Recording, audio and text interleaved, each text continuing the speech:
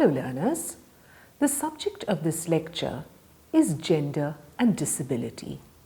I am Dr. Shubhangi Vaidya from the School of Interdisciplinary and Transdisciplinary Studies, IGNOU. Gender and disability are both very important intersectional identities which help us to understand the way in which different bodies, different bodily experiences are given a social shape and form, and how discrimination on the basis of bodily difference is institutionalized in our societies. The aims and objectives of this lecture are, firstly, to understand the meaning and experience of disability, to consider the intersections between gender and disability, and to understand the lived experiences and discriminations faced by women with disabilities in various domains. Let us begin by trying to understand what we mean by disability. Now, when you think of disability, the very word itself has negative connotations. We think in terms of loss, defect, tragedy, curse, limitations, etc. In fact, it is very rare to think of disability in a positive way. Disability challenges our fundamental understandings and notions of reality, the world, culture, and most importantly, our own bodies. We see that through cultures and across history, disability has been viewed as a physical or a mental limitation affecting an individual, due to which he or she is unable to participate in the life of the community and society in the same way as non-disabled or so-called normal people. Some of the disabilities that we are familiar with include spinal cord injury, cerebral palsy, blindness, deafness, speech disorders, amputations, mental retardation, which is now known as intellectual disability, autism, etc. So I'm sure many of you would be familiar with these terms or would be aware of individuals in your social setting who experience these various disabilities and conditions. So disability basically is not just an individual or medical problem, but it has now been conceptualized as a social problem or as a social issue. In this context, there are two very important ways of looking at disability, purely from a medical angle as well as from a social angle. Two very important terms that come into this context are impairment and disability. So what do we mean by impairment? Impairment basically refers to either a physical or a mental or intellectual problem being experienced by the individual. Impairment becomes disability when this particular issue makes it difficult for that person to participate in the life of society, or when that impairment assumes a social dimension. So to give a simple example, a person may have lost her ability to see. That is her impairment, what we call visual impairment. But because the environment around her makes it very difficult and dangerous for people with visual impairment or blind people to function, she becomes disabled. So for instance, a young child who has visual impairment or blindness may not be able to go to a so-called normal school because there is no availability of braille or any kinds of aids and appliances which will help her to learn. So her physical impairment then becomes a social disability. A person who has difficulty in climbing or in walking, a person who may be using a wheelchair for instance, that is an impairment, that they have difficulty or they are unable to walk. However, when we find that buildings or public buildings don't have lifts, don't have ramps, it becomes very difficult for that person with a particular physical impairment to negotiate the space. And that is when the impairment becomes a disability. So I hope that the distinction between impairment and disability are clear to you. Disability also is an experience that can occur at any point in an individual's lifespan. We say that it is universal and ubiquitous. So for instance, there are people who may be born with certain kinds of disabilities or impairments. However, at any point in our lives, any one of us may become disabled. We may suffer an accident, we may, lose our sight due to some kind of infection or due to some kind of disease. Anything may happen to us during the course of our lifetime, which may result in our becoming disabled. We find that all over the world, people are living longer now. So the age span, the lifespan has become much longer, and age-related illnesses and disabilities have become fairly common. For instance, dementia, Alzheimer's, these are conditions that are becoming more and more common in society as longevity increases. Now, according to the Census of India, 2011, 26.8 million persons in India have some form of disability, accounting for 2.11% of the total population. Of these, 15 million are men and 11.8 million are women. Now, it has been remarked that the figures reported by the census are highly underestimated.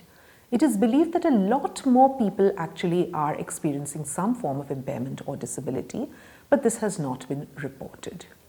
Let's talk a little bit now about the social attitudes and stereotypes that we have vis-a-vis persons with disabilities. Now, disability, like I've mentioned, is not just a matter of a medical or a physical defect or problem or impairment. It has a very, very strong social dimension as well. And some of the terms that we have spoken about, helpless, pitiable, pathetic, all these terms reflect a certain understanding of what it means to be disabled, certain social attitudes and stereotypes which portray persons with disabilities in generally very, very negative ways. So in different cultures, they have been portrayed as freaks. We may often see that in the circus, people who experience dwarfism or with very, very short height are recruited as circus clowns because it's their physical defect or their physical disability is seen as something funny. Very often they are seen as helpless victims and lifelong burdens for family and society. So we find that the history of social attitudes and stereotypes has generally been one which has treated persons with disabilities in a very unfair way, looked at them more as objects of ridicule, objects of pity, rather than as complete and functioning human beings. Even in mythology, we find that negative traits or negative attitudes, negative characteristics are associated with persons with different physical disabilities. For instance, in our own epics, we find that the hunchback Manthara in the Ramayana is the villain of the piece. She is the one whose role or whose character is devious, and thereby she creates a great deal of trouble. Similarly, in the Mahabharata, you have the lame Shakuni Mama, right? So his lameness is seen as or his orthopedic handicap is seen as a kind of a marker of a warped or a twisted character. The understanding of karma and that disability is a product of bad karma is very, very strongly entrenched in our society. So an individual may be considered disabled in the present life as a punishment for past misdeeds. And therefore, it is seen in a spirit of acceptance and in a very stoic spirit. So when disability is viewed as a punishment, needless to say, there is going to be a very, very negative attitude associated with it. And this kind of construction of disabled individuals by the non-disabled also leads to marginalization and disempowerment of an entire population group. They themselves then tend to internalize or take on board or believe the negative notions about themselves.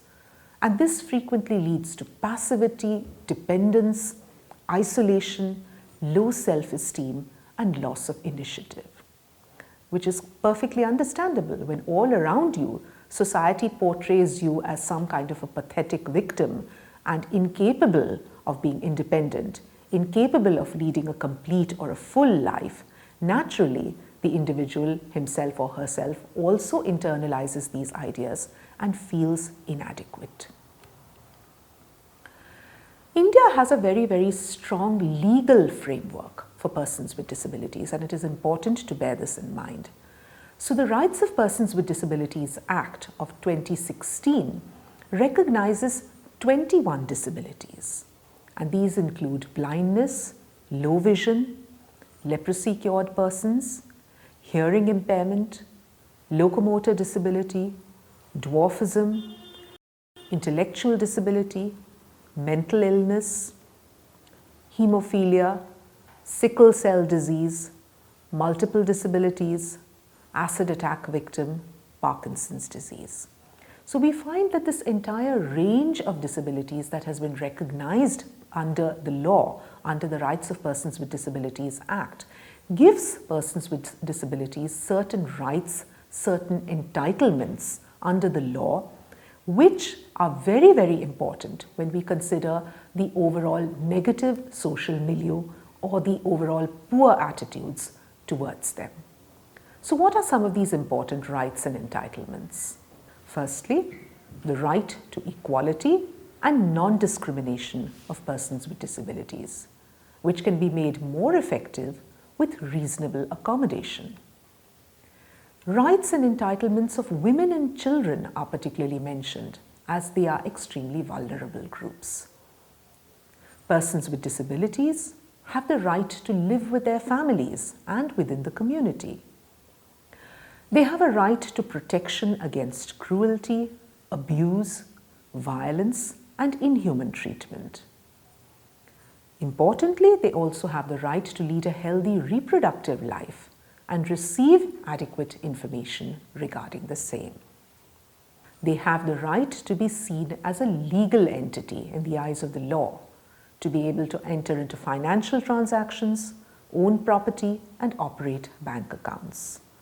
And for those individuals who may have very, very severe disabilities or who may need a lot of support, the provision of limited guardianship is also available to those who may need it. So we see that overall, persons with disabilities under the law, under the legal framework that exists in India, have been given tremendous amount of rights, have been treated as individuals on par with any other individual in society. However, we find that in day-to-day life, there is a good deal of discrimination, as I have earlier mentioned. Let us now talk in some detail about the intersections between gender and disability. The condition of women with disabilities, we find, differs on account of their being women in a male-dominated society and being disabled in a world which considers the healthy and the able body as ideal. This is particularly true in the case of women who are expected to be having a particular kind of a body that is pleasing, that is appealing, that is productive in terms of being able to work in the household, and also the reproductive female body, which is capable of bearing and rearing children. So in this context, we find that women with disability face certain specific and highly patriarchal issues, which we will, as I mentioned, be talking about in greater detail. We use the term multiple marginalization when we speak of the intersection of various categories such as gender, disability, poverty, and other categories of discrimination. So a woman with disability is not just a person who's having disabilities. She's also a woman and therefore experiencing various kinds of discrimination. If she is poor, the extent of her discrimination multiplies. If she is of a caste group which is given a low social status, that further amplifies her marginalization, and so on. So we see that multiple categories of discrimination work together in order to create a situation of multiple marginalization for certain individuals in society. And disabled women are a particular category that are at the receiving end of multiple kinds of marginalization. And we find that these discriminations are experienced in both the personal, domestic spheres as well as in the public ones. So let's talk about the personal or the domestic sphere. And in this context, let us look at their rights to marriage and family life. We find that often disabled women are considered incapable of filling their normative gendered roles or their normative feminine roles of a homemaker, wife, and mother. And we find that in societies like ours, a woman's primary role, or the most important role, the most important event in the life of a woman is seen to be marriage. And motherhood also confers upon her a status which a woman who does not have children cannot experience. However, women with disabilities are routinely denied access to these roles and to these statuses. The reason for this is that many disabled women do not fit the stereotype of what is a normal woman in terms of physical appearance. So if their physical appearance is different from the norm, they are often rejected as potential wives and potential mothers. There is a great deal of emphasis placed in many cultural contexts, including ours, on the appearance or on the beauty of the woman. If you just scan through any advertisements in the daily newspaper, you will see the advertisements for a fair and beautiful bride. Now, women with disabilities very often may not fulfill these normative requirements or these cultural understandings of what is beauty, and therefore they may be denied the right, or they may be denied access, they may be denied the privilege of the kinds of domestic roles that other non-disabled women may experience.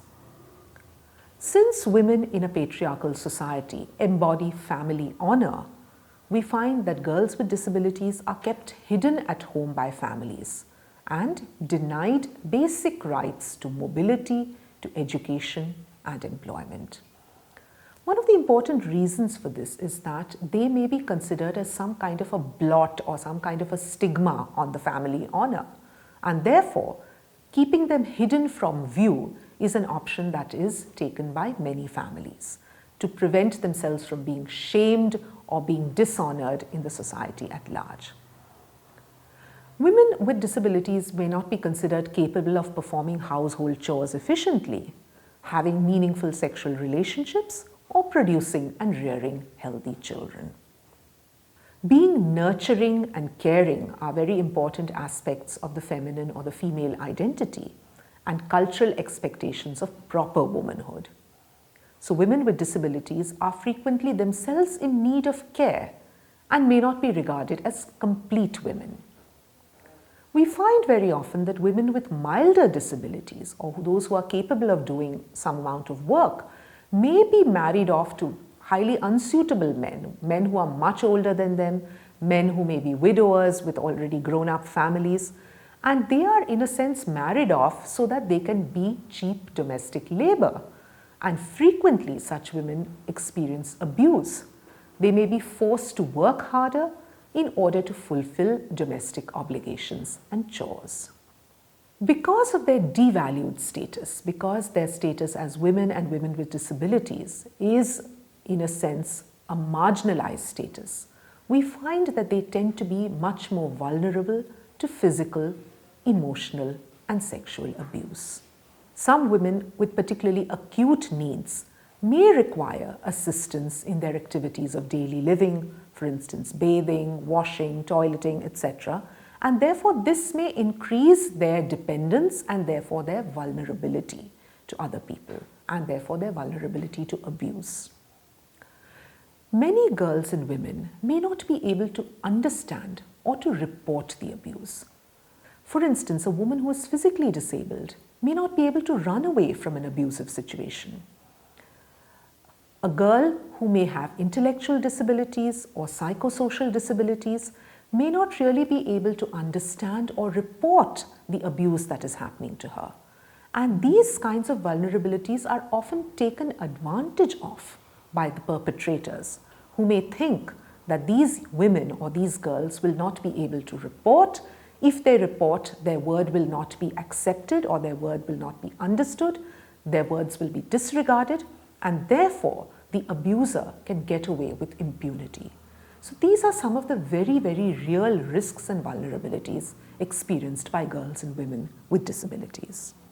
Another very important aspect that is experienced by women and girls with disabilities is their lack of mobility and access to physical spaces.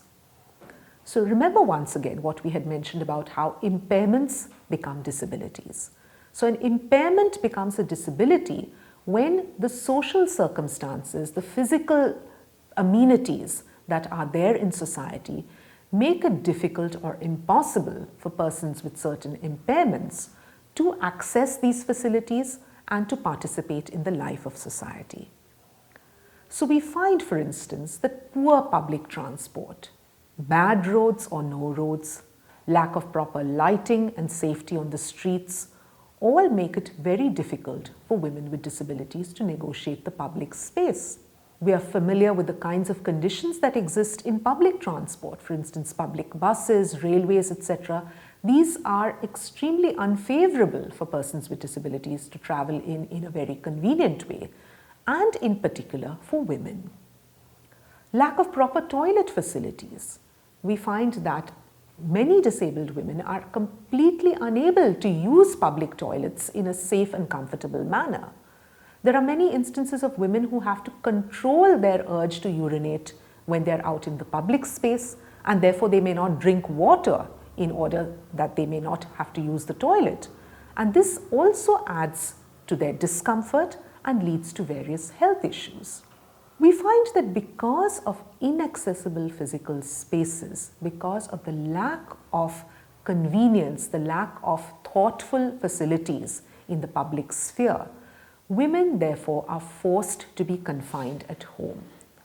They are unable to go to school, to make friends, to visit relatives or neighbors simply because their physical mobility is so severely curtailed.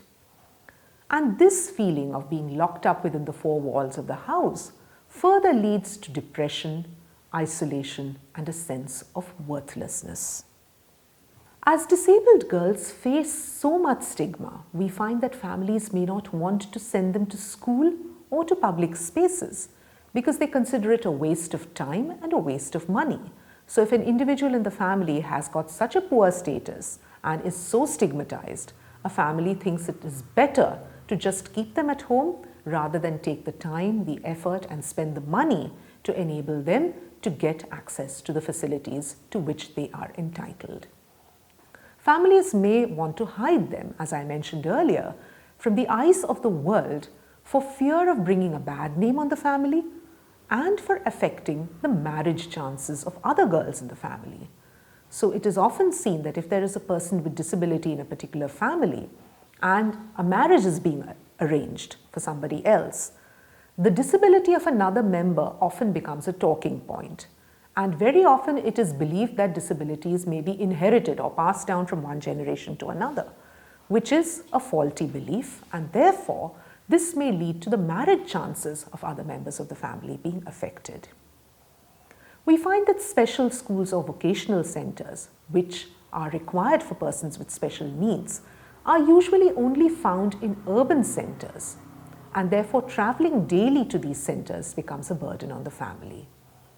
Lack of hostel facilities for women with disabilities, and particularly accessible hostel facilities, is also a huge factor which has a negative impact upon education, training, and employment.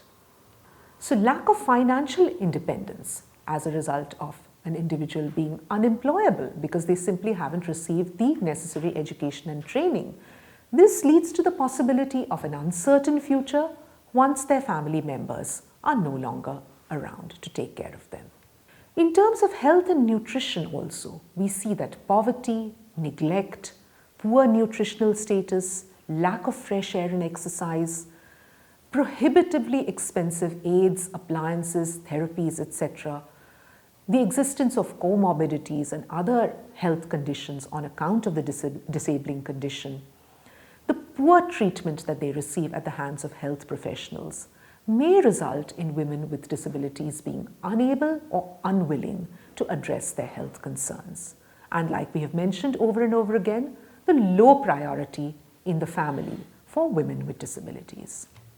Also in terms of leisure and recreation, as we have discussed before, the social stigma and isolation results in women with disabilities being confined to the four walls of their houses, lack of accessibility to public spaces, curtailed opportunity for social interaction and recreation, and above all, being regarded a burden, and therefore families preferring to keep them at home, not permitting them to mingle with others. So to sum up, we find that women with disabilities are multiply marginalized on account of both gender and disabilities. They face multiple discriminations in both the personal or the domestic and the social spaces. Rights-based legislations like the RPT Act have affirmed the rights of persons with disabilities to lead fulfilling lives and their status as equal citizens. However, sensitization and attitudinal transformation is required to actualize these legal rights into social realities. And to conclude, patriarchal value systems, patriarchal expectations have an equally deleterious effect on women with disabilities. And therefore, to address the issues of women with disabilities, we have to look at both disability as well as gender regimes and to challenge the very core of patriarchy. Thank you.